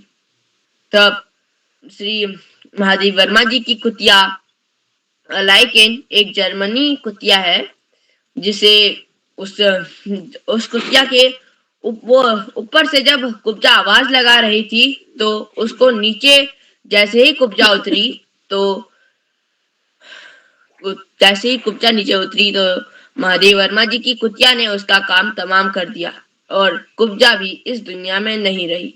राधा तब से अपनी द्वार को निहारते रहती है कि कब नीलकंठ आएगा और सावन के महीने में तो वह आसमान देखकर रोज आवाज लगाती है कि नीलकंठ तुम वापस आ जाओ। इसी के साथ यह कहानी पूर्ण होती है। यह कहानी मेरे को इतने अच्छे तरीके से याद है कि मेरे को यह कहानी बहुत अच्छे तरीके से याद है। मेरे को यह पूरी कहानी याद है क्योंकि हमें हिंदी पढ़ाने वाले सर ने यह बहुत अच्छे तरीके से पढ़ाई थी और मैंने भी इसको घर में कई 4-5 से 5 बार पढ़ा है, तो मेरे को यह कहानी बहुत अच्छी तरीके से याद है। इसी के साथ मैं हार्दिक धन्यवाद श्रीमान श्यामप्रसाद पांडे सर को तुम्हारा मंच सौंपता हूँ। बहुत सुंदर कहानी आपने सुनाई। और नीलकंठ वसंत विभाग 2 में है या 3 में किसी में है, और मैंने ये कहानी पढ़ी है, कई बार पढ़ी। और महादेव वर्मा की ये कहानी गहरी संवेदना जगाती है। उन्होंने पशु पक्षियों के स्वभाव का इतना सुंदर चित्रण किया है, खासतौर से पक्षियों के स्वभाव का और मोर का, मोरनी का, कुब्जा का, कि आप पढ़ते रह जाइए, पढ़ते पढ़ते आप अश्रु विगलित हो जाते हैं। बहुत अच्छा लगता। और जब वो नीलकंठ इस दुनिया में नहीं रहता है, उसका स्वर्गवास हो जाता है, उसको ले करके वो गंगा की धारा में नाव में जाकर के बीच में प्रवाहित करती हैं। उन क्षणों का वर्णन महादेव वर्मा जी ने बहुत अच्छे ढंग से किया, जिसे व्यक्त कर पाना मुश्किल है। बहुत सुंदर कहानी आपने सुनाई, पूरा याद कर लिया था। बहुत अच्छी कहानी, गहरी संवेदना जगाने वाली कहानी। मैं आपको बहुत बहुत हार्दिक बधाई देता हूँ ईधान जी, सुंदर कहानी सुनाने के लिए। मित्रों, आज के हमारे इस कार्यक्रम में कुल 13 बच्चों का प्रतिभाग करना था और अव्यक्त कार्यशाला तो सबसे सरलतम कार्यशालाओं में से है। आप अपनी मनपसंद विधा में चुन करके जो अव्यक्त देना चाहें दें। और आज की अव्यक्त में देशभक्ति गीत सुनने को मिला, स्वरचित कविताएं तो 3 बच्चों ने सुनाई, पाठ्य पुस्तक की कविताएं 2 बच्चों ने सुनाई, फिर सरस्वती वंदना, कहानी, और इस तरह से बड़े सुंदर सुंदर व्यक्तियां मिली विधाओं में, अनेक विधाओं में। सभी प्रतिभागियों को मैं बहुत बहुत हार्दिक बधाई देता हूं। आज के हमारे सबसे छोटे प्रतिभागी हमारी कुमारी मनस्वी विष्ट हैं, जो जुड़ नहीं पाई हैं, जो केजी में हैं, और मुझे उम्मीद है कि वो जुड़ेंगे और जुड़कर अपनी प्रस्तुति करें। उनसे थोड़ी सी बड़ी हैं कुमारी दूरवा शर्मा, जो कि कक्षा 2 में पढ़ती हैं और भरतपुर राजस्थान से। उन्होंने बहुत सुंदर प्रस्तुति दी, वो विशेष रूप से बधाई के पात्र हैं और मुझे लगता है पहली बार होगी। उनका विशेष रूप से हार्दिक स्वागत और अभिनंदन करता हूँ। आज के कार्यक्रम की अध्यक्षता कुमारी कनिका जोशी कर रही हैं, जो कक्षा 10 की छात्रा हैं, राजकीय कन्या उच्चतर माध्यमिक विद्यालय चंपावत से हैं। उनको अभी आमंत्रित किया जाएगा, वो अपना अध्यक्षीय वक्तव्य देंगी और पसंद विधा में प्रस्तुत भी देंगी कनिका जी। आज के हमारे विशिष्ट अतिथि कुमारी नीलाक्षी कॉलोनी हैं, जो कक्षा 7 की छात्रा हैं, JN पब्लिक स्कूल टनकपुर से। और नीलाक्षी कॉलोनी जी ने अपना विशिष्ट अतिथि का वक्तव्य दिया ही, साथ में उन्होंने व्यक्ति की परिभाषा भी दी, व्यक्ति क्या है। और हारमोनियम पर बहुत सुंदर, चूंकि नवरात्र चल रहा है, माँ दुर्गा का एक बहुत सुंदर भजन उन्होंने सुनाया, सुन ले तू मेरी पुकार। बहुत सुंदर भजन और मंत्रमुग्ध कर देने वाला, अपने में डुबो लेने वाला भजन। मैं नीलाक्षी जी को बहुत बहुत हार्दिक बधाई देता हूँ विशिष्ट अतिथि बनने के लिए, उनके वक्तव्य के लिए और उनकी सुंदर प्रस्तुति। हम जब प्रस्तुत देते हैं, सस्वर प्रस्तुत देते हैं, और उसके साथ अगर वाद्य यंत्र का तालमेल हो जाए तो उसका प्रभाव दुगुना हो जाता है, द्विगुणित हो जाता है। और यही बात हमें नीलाक्षी जी की प्रस्तुति में देखने को मिली। बहुत बहुत हार्दिक बधाई। आज की हमारी मुख्य अतिथि श्रीमती ज्योति विशाल देशमुख जी हैं, जो वरिष्ठ साहित्यकार हैं, बड़ौदा गुजरात से। और आपने अपने प्रेरणादायी उद्बोधन में बच्चों की प्रस्तुतियों की सराहना की, संचालन की सराहना की, और इस बात को रेखांकित किया कि बच्चों को पुस्तकें अवश्य पढ़नी चाहिए। आप नई नई पुस्तकें पढ़ें और पढ़कर अपने ज्ञान के भंडार में वृद्धि करें। उन्होंने अपने विद्यार्थी जीवन का एक बहुत सुंदर गीत सुनाया, सुस्वर सुनाया, सुर ताल एवं लय के साथ। बहुत अच्छा लगा और उसके सुरधारा में हम बहते रहे, मंत्रमुग्ध रहे। आदरणीय मुखत्यार महोदया के प्रति उन्होंने बहुमूल्य समय से हमें समय दिया, हमारे बीच अधिक हुई हैं, हम उनके प्रति बहुत बहुत हार्दिक आभार व्यक्त करते हैं। साथियों, इन कार्यक्रमों से उत्तराखंड में शिक्षा विभाग निदेशक और शिक्षाविद आदरणीय आकाश सरस्वती जी प्रतिदिन जुड़ते हैं और जुड़ करके अपने प्रेरणादायक उद्बोधन से बच्चों को मनोबल बढ़ाते।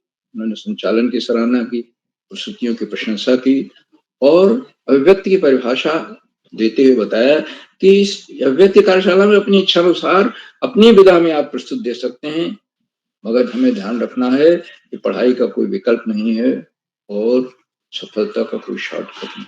हमें नियमित और सतत अध्ययन करना है, पाठ्य पुस्तक से इतर पुस्तकें पढ़नी है, सामान्य ज्ञान की पुस्तकें, महापुरुषों की जीवनियां और उनको अपने आचरण में उतारना है।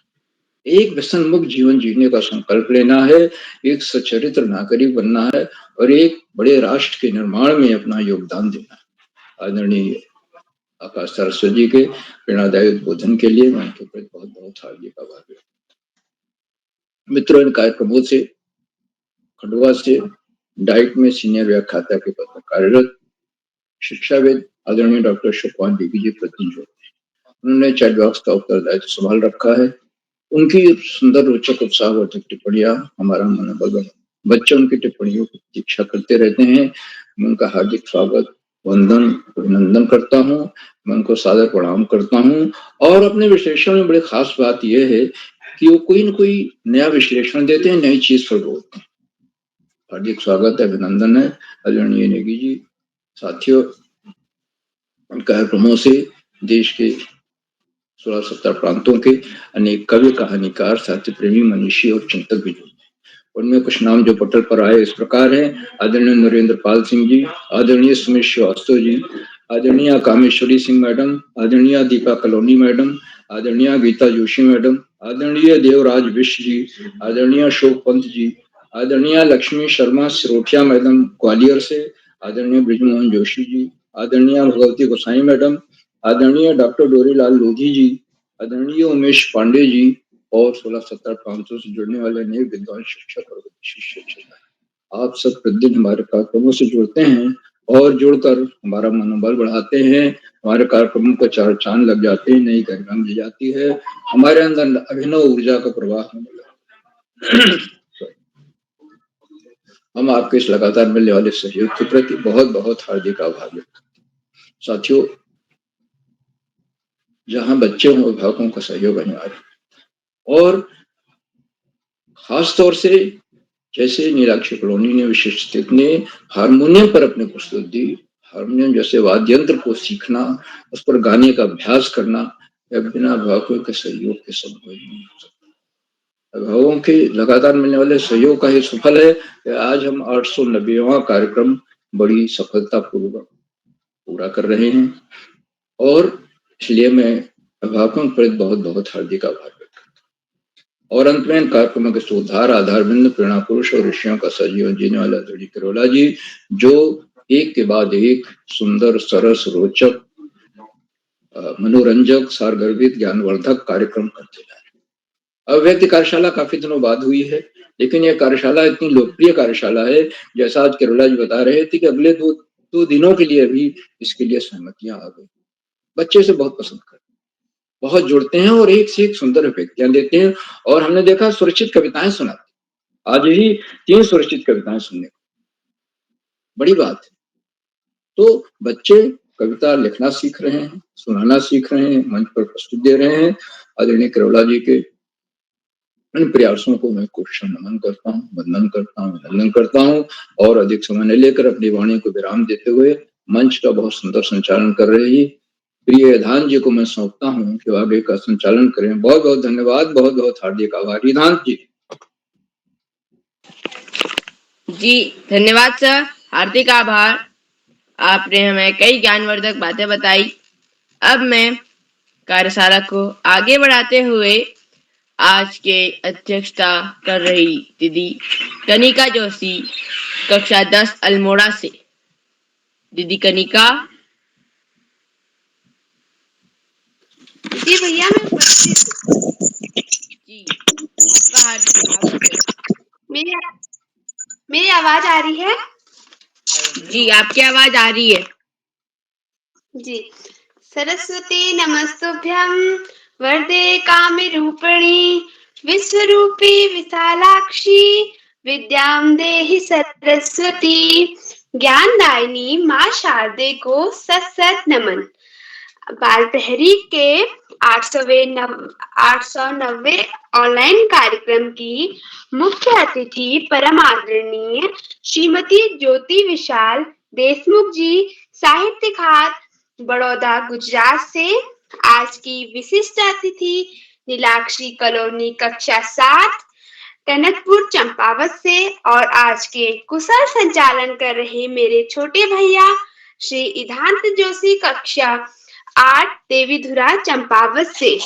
और हमारे उप निदेशक शिक्षा विभाग श्रीमान आकाश सारस्वत सर जी, हमारी प्रिय पत्रिका बाल प्रहरी के संरक्षक आदरणीय श्रीमान श्याम पलट पांडे सर जी, और हमें अच्छी टिप्पणियों से हमारा मनोबल बढ़ाने वाले डॉक्टर अशोक कुमार नेगी जी, और हमारे प्रिय मित्र हमारे प्रिय पत्रिका बाल प्रहरी के संपादक आदरणीय श्रीमान उदय गिरोला जी, और सुमित श्रीवास्तव सर, और मेरी शिक्षिका नीलू नेगी मैम, और हमारे इस कार्यक्रम से जितने भी अभिभावक गण, शिक्षक गण तथा मेरे साथियों, मैं कनिका जोशी कक्षा 10 राष्ट्रीय कन्या उच्चतर माध्यमिक विद्यालय चनौदा अल्मोड़ा आप सभी को सादर प्रणाम करती हूँ और स्वागत, वंदन एवं हार्दिक अभिनंदन करती हूँ आप सभी लोगों का हमारे आज के इस ऑनलाइन कार्यक्रम में। तो जैसा कि हम सभी के संज्ञान में है, आज बाल प्रहरी का 890वां ऑनलाइन कार्यक्रम है। ऐसे ही निरंतर हमारा बाल प्रहरी आगे बढ़ जाएगा तो एक दिन ये हमारा 1000 का टारगेट भी पूरा कर लेगा। और जिस दिन मैं इस ऑनलाइन कार्यक्रम से जुड़ी थी तो मैं इसमें अपने कक्षा 8 में जुड़ी थी, तो उस दिन इसमें जिस दिन पहले दिन जुड़ी थी तो मैं इसमें उस दिन 145वां कार्यक्रम था, और देखते देखते आज हमारा 890वां कार्यक्रम पहुंच गया। इसके लिए हमारे सभी बाल प्रहरी परिवार को ढेर सारी शुभकामनाएं। तो जैसा कि आज हमारा अभिव्यक्ति कार्यशाला है, तो ये मेरी बहुत मनपसंद कार्यशाला है और ये बहुत सरल कार्यशाला भी है, ऐसा आदरणीय श्याम पलट पांडे जी और हमारे आकाश सारस्वत सर जी का कहना भी है, क्योंकि इसमें हम अपनी कोई भी विधा कह सकते हैं, चाहे स्वरचित कविता हो, चाहे कहानी हो, पाठ्य पुस्तक की कविता हो, देशभक्ति गीत हो, हम इसमें सब कुछ अपना कह सकते हैं। तो पहले तो मैं आदरणीय उदय किरोला सर जी का बहुत बहुत धन्यवाद तथा आभार व्यक्त करती हूँ कि उन्होंने मुझे आज अध्यक्षता करने का एक सुनहरा अवसर प्रदान किया। तो जैसा कि हमारी विशिष्ट अतिथि ने अपने हारमोनियम तबले के साथ बहुत अच्छा हमारा नवरात्रि का भजन गाया, सुड़ी ले मेरी पुकार मैया हाथे काली का। बहुत अच्छा था ये भजन, सुन के हम मंत्रमुग्ध हो गए। और हमारे संचालनकर्ता भैया इधांत जोशी ने भी नीलकंठ की बहुत अच्छी एक कहानी सुनाई, और हमारे जितने भी प्रतिभागी थे उन्होंने अपनी बहुत अच्छी अभिव्यक्तियां दी। और श्रीमान आकाश सारस्वत सर जी का मुझे बहुत अच्छा हमारा मार्गदर्शन करते हैं। और आकाश सारस्वत सर जी की एक बात मुझे बहुत अच्छी लगती है कि पढ़ाई का कोई विकल्प नहीं, सफलता का कोई शॉर्टकट नहीं, यदि हमें आगे बढ़ना है तो पढ़ना है। ये बात मुझे आकाश सारस्वत सर की बहुत अच्छी लगती है और उनका बहुत बहुत आभार कि उन्होंने हमें अपने आशीर्वचन प्रदान किए। और हमारे श्याम पलट पांडे सर जी का भी हमारा बहुत बहुत धन्यवाद तथा आभार, वो भी हमारा अपने अच्छे शब्दों से हमारा मनोबल बढ़ाते हैं। और हमारे मुख्य अतिथि जी का भी बहुत बहुत धन्यवाद, और उन्होंने हमें पुस्तक पढ़ने के लिए कहा, किताबें पढ़ने के लिए कहा, इसलिए आपका बहुत बहुत धन्यवाद। तो जैसा कि आज अभिव्यक्ति कार्यशाला है, इसमें मैं अपनी प्रस्तुति देना चाहती हूँ। जैसा कि मुझे स्वरचित कविताएँ लिखने का बहुत शौक है, तो जिस दिन किरोला सर ने ये अभिव्यक्ति का भेजा, तो मैंने कहा कि इस बार मैं स्वरचित कविताएँ लिखूँगी, क्योंकि मैं बहुत स्वरचित कविताएँ लिख सकती हूँ। मेरा पढ़ाई के साथ-साथ एक स्वरचित कविता लिखने का भी शौक है, जो कि मैंने ये कविता अपनी कक्षा अध्यापिका अपनी नीलू नेगी मैम के ऊपर लिखी है। मतलब तो मैं कविता वो मेरी प्रिय शिक्षिका भी है, कक्षा अध्यापिका भी है, और उनका नाम है श्रीमती नीलू नेगी मैम। मैंने उनके ऊपर एक कविता लिखी है। तो गुरु हमारे ज्ञान के दाता, गुरु हमारे ज्ञान के दाता, पढ़ना लिखना इन्हीं से आता। गुरु हमारे ज्ञान के दाता, पढ़ना लिखना इन्हीं से आता। माता पिता ने चलना सिखाया, माता पिता ने चलना सिखाया, गुरु ने हमको सच्ची राह दिखाया। लेकिन गुरु ने हमको सच्ची राह दिखाया। तो मैं इन्हीं चंद पंक्तियों के साथ अपनी कविता को शुरू करती हूँ। और मेरी कविता का शीर्षक है मेरी प्रिय शिक्षिका। सारी दुनिया से प्यारी है, सारी दुनिया से प्यारी है, मेरी नेगी मैम मुझे बहुत बहुत बहुत प्यारी है। सारी दुनिया से प्यारी है, मेरी नेगी मैम मुझे बहुत प्यारी है। जितना अच्छा मेरी मैम का नाम है, जितना अच्छा मेरी मैम का नाम है, उतना ही अच्छा मेरी मैम का काम भी है। जितना अच्छा मेरी मैम का नाम है, उतना ही अच्छा मेरी मैम का काम भी है। नीलू नेगी मेरी मैम का नाम है, नीलू नेगी मेरी मैम का नाम है, और उन्हें हमारे पूरे क्लास और पूरे स्कूल की चिंता है। कोमल मन है मेरी मैम का, कोमल मन है मेरी मैम का, और भोला है उनका चेहरा। कोमल मन है मेरी मैम का, और भोला है उनका चेहरा। जितना भोला उनका चेहरा है, उतनी ही भोली मेरी मैम भी है। जितना भोला उनका चेहरा है, उतनी ही भोली मेरी मैम भी है। जब मैं पहली बार कक्षा 6 में गई, जब मैं पहली बार कक्षा 6 में गई, नए स्कूल से बहुत डर गई।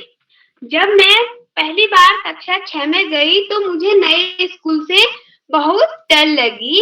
तब मेरी नीलू मैम ने ही मेरा हौसला बढ़ाया, तब मेरी नीलू मैम ने ही मेरा हौसला बढ़ाया, और मुझे गोदी में बैठाया, और मुझे गोदी में बैठाया, और खूब प्यार किया, और खूब प्यार किया, और एक छोटा सा चॉकलेट भी दिया, और एक छोटा सा चॉकलेट भी दिया।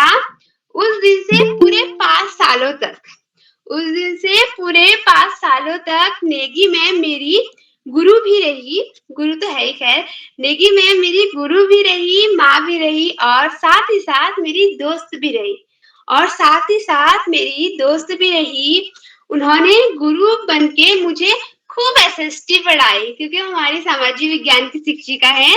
उन्होंने गुरु बनके मुझे खूब एसएसटी पढ़ाई, और माँ बनके मुझे बहुत प्यार दिया, और माँ बनके मुझे बहुत प्यार दिया, और दोस्त बनकर मेरी सारी बात समझी, और दोस्त बनकर मेरी सारी बात समझी, और साथ ही साथ मेरा हमेशा साथ दिया, और साथ ही साथ मेरा हमेशा साथ दिया। आप ही मेरी धरती हो, आप ही मेरी धरती हो, आप ही मेरा आसमान, आप ही मेरी धरती हो, आप ही मेरा आसमान, और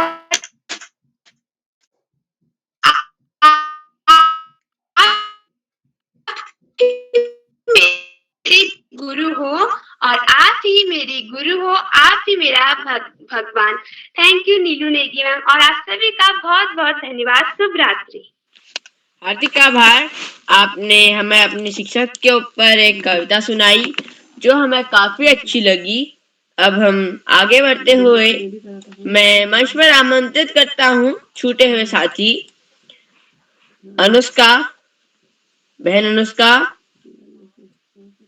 मानस्वी बिष्ट जी, आपका नाम मानस्वी बिष्ट है? नहीं, मेरा नाम अनुष्का मुद्गल है। जी, आपका हार्दिक स्वागत है।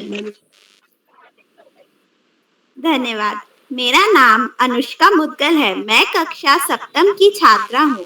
आज मैं आपके सामने एक स्वरचित कविता सुनाने जा रही हूँ, जिसका शीर्षक है सूरज दादा। सूरज दादा सुबह सवेरे इतनी जल्दी क्यों आते हो? सूरज दादा सुबह सवेरे इतनी जल्दी क्यों आते हो? नन्हे मुन्हे बच्चों की तुम नींद उड़ा कर ले जाते हो। नन्हे मुन्हे बच्चों की तुम नींद उड़ा कर ले जाते हो। नींद नहीं क्या तुमको आती, या दादी ने तुम्हें जगाया? नींद नहीं क्या तुमको आती, या दादी ने तुम्हें जगाया? सारे जग की नींद खोलने क्या दादी ने तुम्हें भगाया? पलके हुई नींद से भोजन बिल्कुल तरस नहीं खाते हो। सूरज दादा सुबह सवेरे इतनी जल्दी क्यों आते हो? दाढ़ी वाला चंदा मामा 7 समंदर पार ले गया। दाढ़ी वाला चंदा मामा 7 समंदर पार ले गया। झूले पर बैठा कर मुझको परियों के दरबार ले गया। जब जब देखूं स्वप्न सलोना, क्यों साकल खटका जाते हो? सूरज दादा सुबह सवेरे इतनी जल्दी क्यों आते हो? एक दिवस छुट्टी का मिलता, एक दिवस छुट्टी का मिलता, उस दिन भी तुम आन धमकते। जैसे ही माँ ने पट खोला, झट खिड़की से आन टपकते, झट खिड़की से आन टपकते। तुम हो दादा बड़े हठीले, फिर भी मुझे बहुत भाते हो। सूरज दादा सुबह सवेरे इतनी जल्दी क्यों आते हो? चलो आ गए हो तो बैठो, चलो आ गए हो तो बैठो, दूध मलाई तुम भी खाओ। चलो आ गए हो तो बैठो, दूध मलाई तुम भी खाओ। आज बना है घर में हलवा, कैसा है चक्कर बतलाओ। पूरी भी खा कर ही जाना, पूरी भी खा कर ही जाना। ठहरो तो क्यों शर्माते हो, ठहरो तो क्यों शर्माते हो? सूरज दादा सुबह सवेरे इतनी जल्दी क्यों आते हो? धन्यवाद। जी धन्यवाद, हार्दिक आभार। आपने हमें सूरज दादा पर कहानी कविता सुनाई। अब मैं आगे बढ़ते हुए मानसवी बिष्ट, हर्षित पांडे, उपेक्षा राज, शायद कोई भी हमारे बीच उपस्थित नहीं है। अब मैं हमारे चैट बॉक्स का जिम्मा संभाले श्रीमान अशोक कुमार नेगी सर को मंच पर आमंत्रित करता हूँ। श्रीमान अशोक कुमार नेगी सर। जी इदांत भैया, बहुत बधाइयां आपको, ढेर सारी शुभकामनाएं। आपने आज के कार्यक्रम का बहुत ही शानदार संचालन किया। आपको जो कहानी आपने प्रस्तुत की उसके लिए टोकरी भर भर के आशीर्वाद प्रेषित करता हूं, और बाल प्रहरी के माध्यम से आप अपने व्यक्तित्व विकास के सभी दिशाओं में बहुआयामी गतिविधियों के साथ आगे बढ़ रहे हैं। आपको एक बार पुनः शुभकामनाएं देता हूं। इदांत जोशी जी, आप देवीधुरा चंपावत से कक्षा 8 के विद्यार्थी हैं, आपका पुनः अभिनंदन करते हैं। बाल प्रहरी मंच पर अभिव्यक्ति कार्यशाला, जो कि बाल प्रहरी का 890वां ऑनलाइन कार्यक्रम है। इस कार्यक्रम की मुख्य अतिथि आदरणीय श्रीमती ज्योति विशाल देशमुख जी, जो वरिष्ठ साहित्यकार हैं, बड़ौदा गुजरात से। आपका बहुत अभिनंदन, आभार एवं धन्यवाद ज्ञापित करते हैं। आपने अपने व्यस्ततम समय में से जो समय दान किया है, बाल प्रहरी के प्रति आपने आभार ज्ञापित किया है, उसके लिए हम आपको धन्यवाद प्रेषित करते हैं। विशिष्ट अतिथि के रूप में नीलाक्षी कलोनी दीदी चंपावत से, आपका भी बहुत अभिनंदन। अध्यक्षता कर रही कनिका जोशी जी, जो कक्षा 10 की विद्यार्थी, और आप स्वरचित काव्य पाठ कर रही थी, और आपने अपनी नीलू नेगी मैम के लिए बहुत ही उम्दा कविता का पाठ किया। आपको उसके लिए भी ढेर सारी बधाई। जी सर, मैं कुछ कह सकती हूँ? हेलो, आवाज आ रही? हेलो जी बोलिए। हाँ सर जी सर, मेरे को बच्चों की प्रस्तुति जो देते हैं बहुत अच्छी देते हैं। सभी बच्चे बहुत ही होनहार हैं और मुझे बहुत अच्छा लगता है ये कार्यक्रम। और मैं मतलब यही संदेश देना चाहूंगी कि बच्चे ज्यादा से ज्यादा किताबें पढ़ें, उसमें मोरल स्टोरी पढ़ें। जी, बहुत धन्यवाद आपका, बहुत आभार। बाल प्रहरी मंच पर प्रतिभा करने वाले दोस्तों में लोकेश बिष्ट जी अल्मोड़ा से, नमन चौधरी जी ग्वालियर मध्य प्रदेश से, स्नेहा सेमवाल जी रुद्रप्रयाग से, रिधिमा जी नैनीताल से, दुर्वा शर्मा जी राजस्थान से, अनुष्का मुदगल जी मुजफ्फरनगर उत्तर प्रदेश से, मनस्वी जी जुड़ नहीं पाई हैं, कामरान भैया बहराइच उत्तर प्रदेश से, हर्षित पांडे जी और अपेक्षा राज जी भी उपस्थित नहीं हो पाए हैं। आपकी प्रतीक्षा है। आज के कार्यक्रम में आपने अभिव्यक्ति कार्यशाला में अपनी पसंद की विधाओं में जो प्रस्तुतियां दी हैं वो काबिले तारीफ है। अभी जो नवरात्रों का दौर चल रहा है और पूरे देश में ईद की, चैत्र प्रतिपदा की, नव वर्ष की और चेती चांद, चैत्री चंड जिसको कहते हैं, वो पर्व ईद के साथ साथ मनाया जा रहा है और पूरे देश में धूम है। और इसी के साथ साथ लोकसभा चुनाव की भी पूरे देश में प्रचार प्रसार के साथ राजनीतिक गतिविधियां चल रही हैं। बाल प्रहरी मंच पे आपने अभिव्यक्ति कार्यशाला के माध्यम से कविता पाठ, कहानी और अपने गीत प्रस्तुत किए, अपने अनुभव साझा किए। उस सब गतिविधियों के लिए आप सभी दोस्तों का हम बहुत अभिनंदन करते हैं, बहुत बधाइयां देते हैं। अभिव्यक्ति के अनेक माध्यम में से एक माध्यम ये भी होता है कि आप जो कपड़े पहनते हैं, आजकल फैशन में कपड़ों के ऊपर कुछ ना कुछ लिखा हुआ मिलता है, प्रिंटेड आता है फैशन के कारण। कहीं कोई टी शर्ट में कुछ लिखा हुआ आ जाएगा तो कोई चित्र बना हुआ आ जाएगा, तो कहीं हमारे शर्ट पे लिखा आ जाएगा, कहीं हमारे फ्रॉक पे लिखा हुआ आ जाएगा, कहीं कैप पे लिखा मिला हुआ आ जाएगा। कई बार लोग गोदने गुदवा के भी अपनी अभिव्यक्ति कर रहे हैं। तो लेकिन माध्यम कैसा होना चाहिए, हम क्या संदेश देना चाहते हैं, ये भी थोड़ा सा जिम्मेदारी की बात होती है। तो इसमें जो बच्चे T shirt, printed T shirt पहनते हैं, शर्ट पहनते हैं, पैंट पहनते हैं या फ्रॉक पहनते हैं या जो भी हम ड्रेस पहनते हैं, उस ड्रेस के ऊपर यदि कुछ मैसेज है और वो मैसेज पॉजिटिव नहीं है तो हमारे लिए दिक्कत वाली बात हो सकती है। कोई कार्टून या कोई चित्र बने हुए हैं और उनका संदेश यदि सकारात्मक और मानवीय दर्शन पे आधारित है तो बहुत अच्छी बात है। हमें अपने अभिभावकों के माध्यम से इस बात को ध्यान रखने की आवश्यकता है दोस्तों कि हम अभिव्यक्ति के इस माध्यम का भी यदि सदुपयोग कर रहे हैं तो अच्छी बात है, नहीं तो हम जो कपड़े पहनते हैं उनमें प्रिंटेड मैसेज को भी देखें, उसमें क्या बना हुआ आ रहा है, क्या लिखा हुआ आ रहा है। कई बार मैं देखता हूँ बच्चे स्कूलों में भी वो कपड़े पहन के आते हैं, फिर उनको पेरेंट्स को सूचना देके हमें बताना पड़ता है कि हमें कौन से कपड़े कब पहनने हैं, कहाँ पहनने हैं। और आप फोटो यदि डालते हैं तो फोटो में भी आपका जो ड्रेस है उस ड्रेस में क्या मैसेज है, क्या चित्र बना, ये भी हमको ध्यान देने की आवश्यकता है। क्योंकि संदेश जो है वो दूर तक और बहुत देर तक पहुंचते हैं और फिर पहुंचने के बाद उनके नकारात्मक और सकारात्मक और अनंत प्रभाव दिखाई देते हैं। और ये अभिव्यक्ति का ही एक माध्यम है। अभिव्यक्ति के अनंत माध्यमों में से एक ये माध्यम भी, हम संकेत करके भी अभिव्यक्ति करते हैं, मौन रह के भी अभिव्यक्ति करते हैं, कुछ ना कह के भी हम बहुत सारी चीजें कह जाते हैं। तो हमें इन सब चीजों का ध्यान रखना है दोस्तों।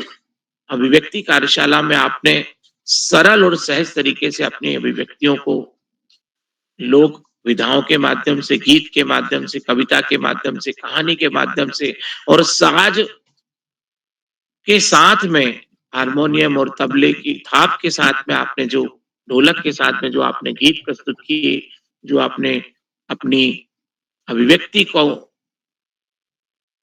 एक जगह से दूसरी जगह पहुंचाने के लिए इन सब का प्रयोग किया, उसके लिए आपको मैं बहुत सारी बधाइयां देता हूं, शुभकामनाएं प्रेषित करता हूं। बाल प्रहरी मंच पर सभी साथियों को निमाड़ का जो लोकप्रिय पर्व है गणगौर यहाँ पर चल रहा है और ये भी 9 दिनों का एक व्रत के माध्यम से त्योहार होता है। आज तीसरा तीज रहती है यहाँ पे और मालवा में, निमाड़ में, राजस्थान में, गुजरात के कुछ हिस्सों में इसकी धूम मची हुई रहती है। और गणगौर में शिव और पार्वती, गण के रूप में शिव और गौर के रूप में पार्वती माता को यहाँ पर उनके लोक गीतों के माध्यम से उनको याद किया जाता है। बेटी के माध्यम से उसकी बेटी के रूप में उसको स्नेह और विदाई के रूप में उसके साथ में बहुत सारी गतिविधियां लोक संस्कृति के साथ जुड़ी होती हैं। इस पूरी आयोजना के और सांस्कृतिक परिदृश्य की मैं आप सभी को बधाइयां प्रेषित करता हूं। हमारे देश में विविध संस्कृतियों में से कहीं ना कहीं कोई ना कोई सांस्कृतिक गतिविधियां निरंतर चलती रहती है। हमारा जो देश है वो बहुधा संस्कृति संपन्न देश, और हम सबको इस देश में जन्म देने के लिए ईश्वर को आभार ज्ञापित करना चाहिए। हम सब भाग्यशाली लोग हैं, भारतवर्ष की भूमि पर ईश्वर ने हमें यहाँ पर जन्म दिया है। ऐसी मातृभूमि को भी हम नमन करते हैं। आज अभिव्यक्ति कार्यशाला में जितने साथियों ने प्रत्यक्ष और अप्रत्यक्ष रूप से इस मंच पे सहयोग प्रदान किया, मैं उन सब का भी धन्यवाद ज्ञापित करता हूँ। बाल प्यारी मंच पर हमेशा की तरह आदरणीय आकाश सारस्वत सर, जो कि एक शिक्षाविद के रूप में हमें निरंतर मार्गदर्शन देते हैं, बच्चों को प्रेरणा प्रदान करते हैं। सभी शिक्षक साथियों को, साहित्यकारों को उनकी उपस्थिति से ऊर्जा प्राप्त होती है। आदरणीय आकाश सारस्वत सर का बहुत अभिनंदन और प्रणाम निवेदित करते हैं। बाल प्यारी मंच पर आदरणीय श्याम पलट पांडे सर की उपस्थिति भी बच्चों को प्रेरित करती है। उनकी बच्चों की प्रस्तुतियों को उनकी तरफ से जो सराहना और रेखांकन मिलता है, उसके लिए मैं आदरणीय श्याम पलट पांडे सर का भी बहुत अभिनंदन करता हूँ और कोटि से वंदन, अभिनंदन और प्रणाम निवेदित करता हूँ, साधुवाद प्रेषित करता हूँ। बाल प्यारी मंच पर हम सबको एक सूत्रता में बांध के रखने वाले, ऋषिवत तपश्चर्या करने वाले और बाल ऋषि के रूप में पूरे देश में ख्याति प्राप्त कर रहे आदरणीय उदय किरोला सर का बहुत अभिनंदन करते हैं।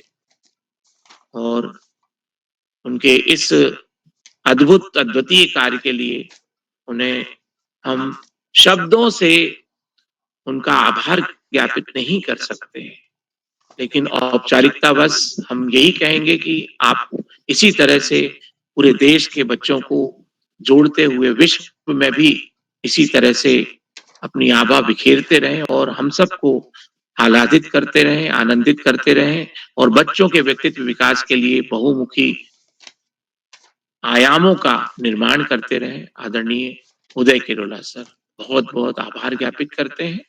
बाल प्यारी मंच पर जितने साथी जुड़े हुए हैं, मैं उन सबको एक बार पुनः धन्यवाद प्रेषित करता हूं और अपनी वाणी को विराम देते हुए शुभरात्रि के साथ सुंदर संचालन कर रहे हमारे दोस्त इधांत भैया को मंच सौंपता हूं। इधांत जी, बहुत बहुत धन्यवाद, बहुत आभार, शुभरात्रि। इधांत जी, हार्दिक आभार। शुभरात्रि सर, हार्दिक आभार। अब मैं कार्यक्रम को आगे बढ़ाते हुए मंच श्रीमान उदय किरोला जी को सौंपता हूँ।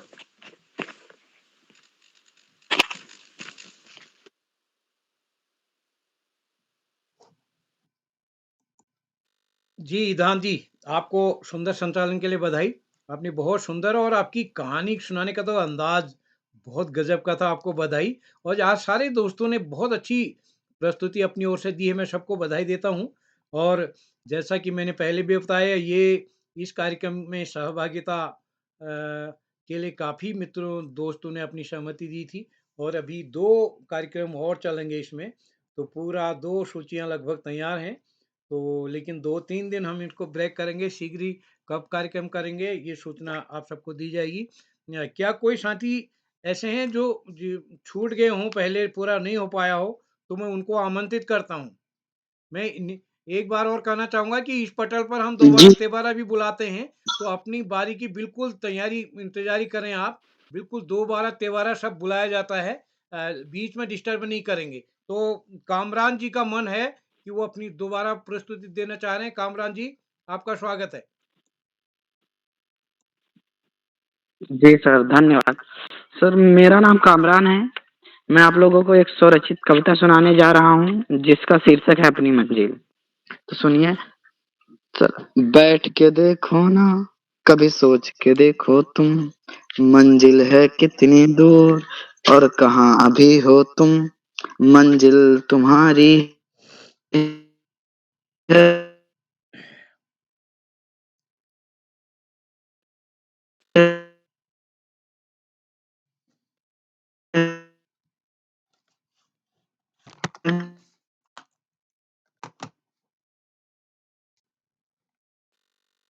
दोस्त, आपका नेट काम नहीं कर रहा है कामरान जी।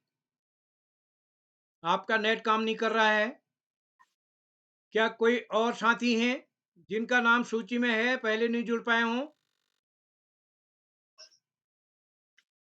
चलिए, लगभग सबका हो गया। कामरान जी, आपकी आवाज नहीं आ रही हम तक। मेहनत करोगे तुम से मिलेगा उसे।